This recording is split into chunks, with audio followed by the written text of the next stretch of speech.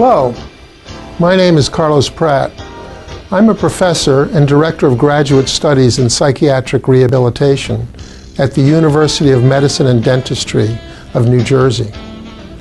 These curricula include master's and doctoral studies as well as postgraduate certificates. Before I began my career as an educator, I worked for many years designing and coordinating programs and services for persons with severe and persistent mental illness. Since that time, I've seen the field transition from essentially institution-based treatment to community-based treatment, with increasing emphasis on individualized services. This shift has helped change the service provider's role so that today, more and more professionals seek to help persons with their recovery from these debilitating diseases. An important part of the recovery process is the belief that people with mental illness can learn to manage the symptoms of their illness and lead satisfying lives in the community. Let me assure you, recovery from serious mental illness is possible. I've witnessed it. The module you're about to see introduces you to definitions of mental illness and recovery. In addition, it provides examples of recovery strategies that individuals with mental illness have found effective. Think about the phrase mentally ill. What kind of person do you conjure up when you hear the term mentally ill? Do you think of someone who lives in an institution? Someone who behaves like a character you've seen on TV or in the movies? Someone who's dangerous? Someone who doesn't work or contribute to society? Is there a particular way you think someone with mental illness looks? The Surgeon General of the United States has defined the term mental illness as health conditions that are characterized by alterations in thinking, mood, or behavior, or some combination thereof, associated with distress and/or impaired functioning. We have all experienced alterations in our thinking, mood, and behavior, but the degree of severity and impact on functioning determine whether these alterations constitute a diagnosis of mental illness. There are many inaccurate movies that stereotype individuals with mental illness, such as Me, Myself, and Irene, a comedy whose humor relies on an unsympathetic, unkind, and stereotypical view of multiple personality disorder, a rare and serious condition. Better and more accurate movies exist, such as A Beautiful Mind, about John Nash, a Princeton professor and Nobel Prize winner who struggled with schizophrenia. There are books that exist which also accurately portray mental illnesses and the people who live with them, including My Sister's Keeper, which follows the story of how a young girl has to take care of her older sister who has schizophrenia even after their mother dies. Another book, The Day the Voices Stopped, reflects on the story of Ken Steele, who, after struggling many years with schizophrenia, started a campaign in New York City to register tens of thousands of people with mental illness to vote.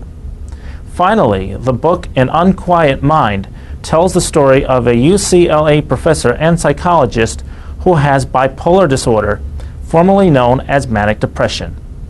Most people have experienced a connection to mental illness in some way. Many people know someone or have experienced the symptoms of mental illness themselves. 20% of the general population will be diagnosed with a form of mental illness at a point in their lives. Some studies suggest the estimate may be higher, like 25% or even more. This is easy to understand when you consider the wide array of diagnoses that people may experience. Many children are diagnosed with attention deficit disorder. Eating disorders are common among teenagers.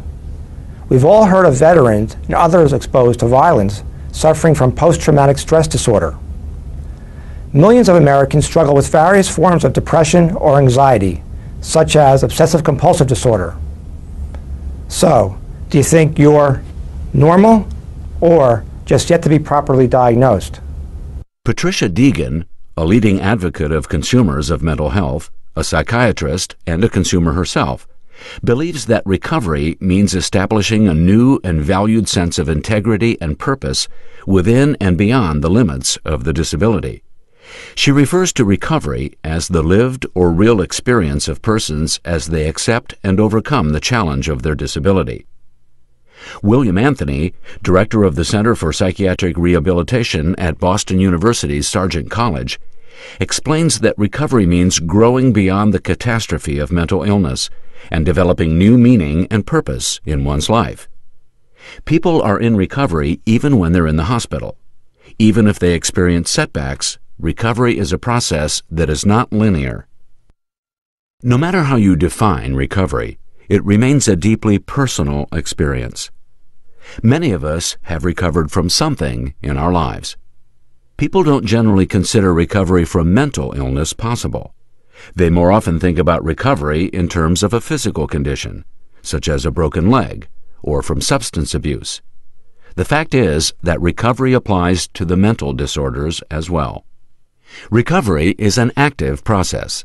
It doesn't just happen by taking a pill, but requires work and perseverance to stay well. There can be setbacks.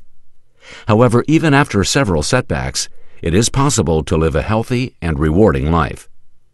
Using an example from physical medicine, consider the course of illness for someone diagnosed with diabetes.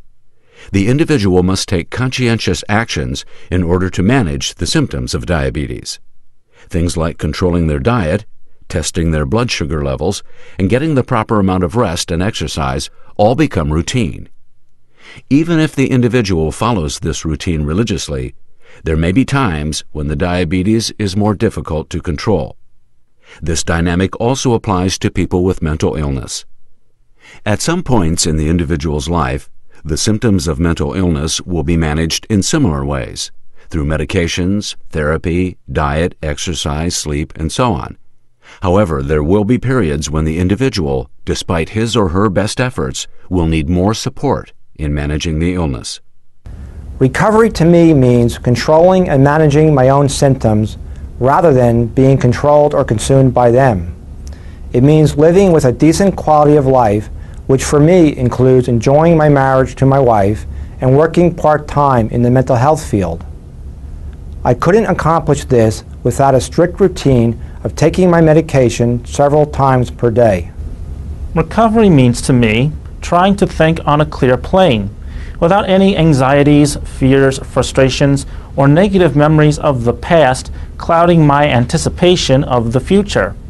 This can be difficult at times because one of the major factors causing my symptoms is what is known as triggers. My therapist has discussed with me that my major triggers are things related to popular music. Since popular music is everywhere on TV, on the radio, in stores, in restaurants, etc., it is difficult to avoid. This is one of the reasons why my recovery has taken such a long time. Empowerment is often cited as a critical ingredient in the recovery process. Empowerment can mean registering to vote, being involved in advocacy and the legislature, and other ways of contributing to society. An important part of an individual's effort to become empowered could be the decision to become a consumer provider of mental health services. I am a consumer provider, and I have been there, done that, bought the t-shirt, so to speak, as far as consumers with whom I work are concerned. This makes me a strong advocate for them, and I empower them just by my being in recovery from a serious mental illness.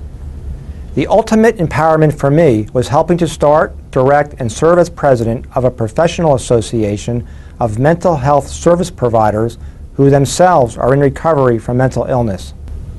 I have had multiple opportunities to outreach and advocate for consumers, and it has contributed to my recovery because I feel a sense of accomplishment in helping those who may need help in getting closer to their own recovery.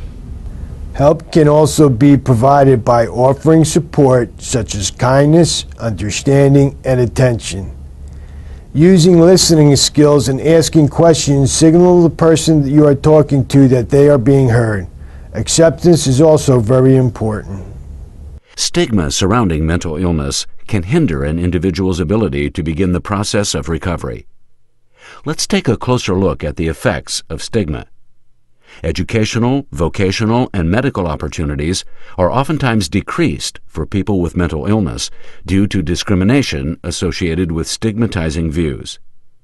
In addition, discrimination and stigma deter individuals with mental illness from seeking necessary mental health and medical treatment. According to the Surgeon General's report, each of the effects of stigma is related to one another. In other words, the effects of stigma have a cumulative effect and must be overcome. Many strategies contribute to a person's recovery and wellness. Wellness can include many things, such as exercise, keeping in contact with friends, maintaining a healthy diet, developing significant relationships, getting adequate rest, and working. My personal wellness involves leading a Schizophrenics Anonymous meeting, exercising regularly, attending Weight Watchers, working, and staying focused in recovery. I also attend church and Bible study, pray, take my medications, and see a therapist and psychiatrist regularly. These things have kept me out of the hospital for 13 years, 10 months, and 32 seconds. But who's counting? In addition to maintaining my weight, I take high doses of nutritional supplements like vitamins, minerals, and amino acids to support my brain biochemistry. Wellness can come in so many forms. There is physical wellness, not only dependent upon exercise and diet, although this is important, and not just relying on taking your medication, but also being an active participant in your recovery through your relationship with your psychiatrist, therapist, and your physical doctor as well. Is there an equal partnership with your doctor where you discuss types and doses of medication, side effects, and contraindications with foods or other medications? Or does your doctor act as your authority figure and give you little or no say in what he diagnoses and or prescribes? An important part of wellness is the empowerment that you have in an equal relationship with your doctor. Wellness can also include maintaining a valued social role in the community. Valued social roles include neighbor, student, worker, parent, and so on. Before you learn about the following 4 areas of life functioning, living, learning, working, and socializing, you must first acknowledge that people with mental illness are just that, people. They are people first, with some obstacles in their lives to overcome. Like everyone else, they're interested in pursuing goals and dreams, like owning their own homes, going to school or college, working in a career of their own choosing, and having support and friends. However, some have missed these opportunities due to onset of illness or hospitalizations. To help access these opportunities again, mental health practitioners and peer advocates can assist people in building skills and finding resources. Ultimately, people with mental illness can accomplish the same things as everyone else. I live with my mother and my sister. I pay my own bills, but balancing my checkbook continues to baffle me, as it did before I became sick. I volunteer at 2 places with children who have disabilities. I finished my master's degree in psychiatric rehabilitation while I was sick, and I've held professional positions in the psychiatric rehabilitation field where it was not known that I had a mental illness. At times I've had to go on disability benefits, but I get better and go back to what I know and enjoy working at so much. In order to combat the negative effects of stigma, adopting more positive attitudes toward people with mental illness is critical. That involves a shift in thinking away from giving sympathy toward embodying empathy. Empathy means you operate from the point of view of the person experiencing the illness. In addition, learning more about the major mental illnesses helps in appreciating other people's struggles, difficulties, and challenges.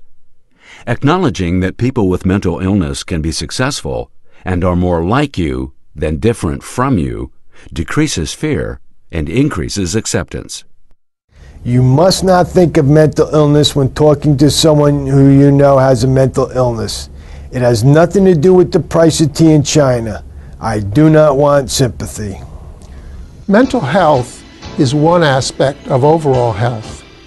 Just as you might visit your doctor for a physical complaint, you should access mental health treatment if you feel it is needed. Many people benefit from professional help, support, and counseling. There should be no shame in this. There are resources available in your community. If you or someone you know are experiencing symptoms of mental illness, reach out.